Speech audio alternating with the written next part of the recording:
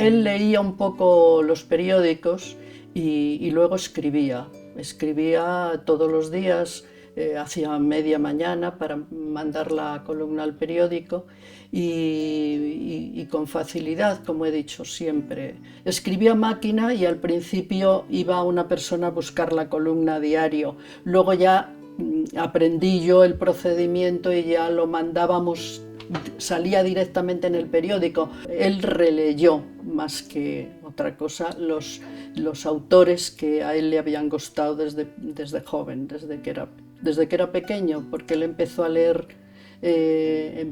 muy pequeño. Tuvo la suerte de que su madre trabajaba en la biblioteca de Valladolid. Cuando salió El País, pues el único columnista que llamaron para hacer una columna diaria, como le dijo Juan Luis Cebrián, fue él. Él hizo crítica de los socialistas porque no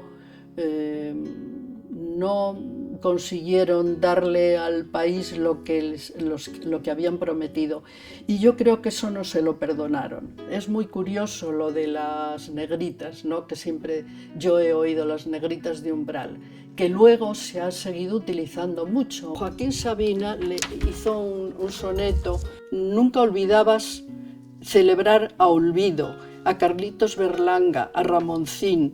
Cuánto he llorado viéndome excluido de la efímera fama del spleen. Bueno, la Fundación Umbral, alguien lo sugirió y a mí me pareció muy bien, porque mira, es una manera de que permanezca ahí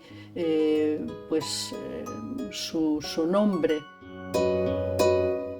Todos los columnistas españoles contemporáneos de los 80 para acá somos en alguna medida hijos de Umbral. Ahora también hay una generación de nietos.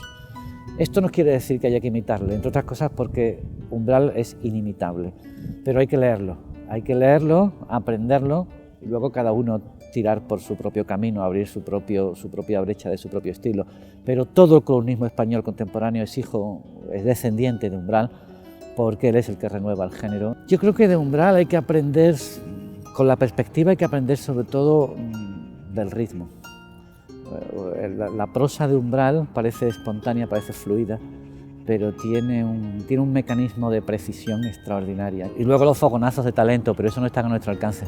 Recuerdo muy bien, uno debió ser del año 76 o 77, sobre la llegada de Alberti, el retorno de Alberti a España después de los años del exilio, que estaba escrito con ritmo de endecasílabos. Eso me deslumbró.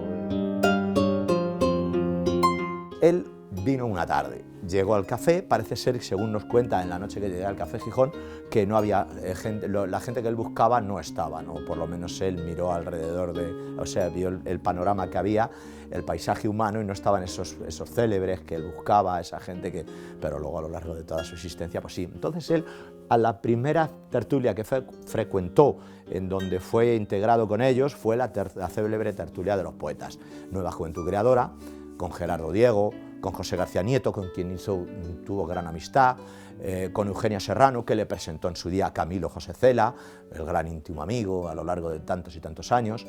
Al final de los últimos años huía de los lugares en que se ponía del Gijón por el frío, para evitar siempre tuvo problemas con la garganta y se nos ponía las partes de base escondida de los aires.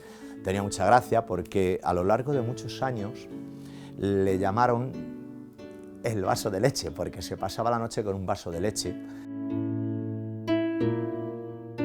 Bueno, Umbral principalmente ha sido el faro de costa del columnismo de los últimos 40 años, es decir, el gran coloso de la prosa en periódicos y del articulismo político, social, literario, es decir, lo aunó todo en la columna. Y a través de las columnas de Umbral se puede puntear muy bien la secuencia de la historia de España en los últimos 40 años. Pasa por Larra, pasa por Ramón Gómez de la Serna, pasa por César González Ruano, toda esa amalgama la convierte él en producto propio y de algún modo convierte la tradición en un vivero para sí mismo, ¿no? A Umbral uno lo tiene siempre presente. Esto es como decía el pintor Bonifacio de Picasso. Picasso vino a jodernos la vida a todos.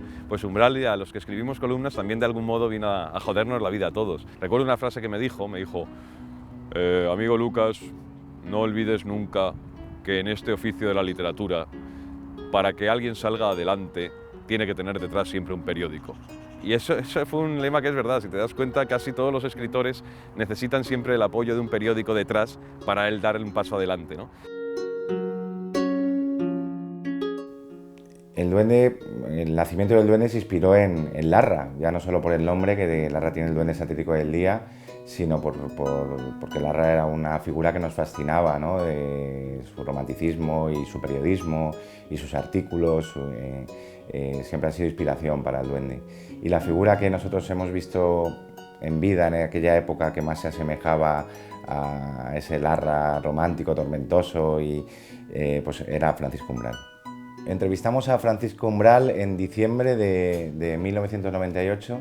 Recuerdo perfectamente la portada, era el número 4 de la revista El Duende.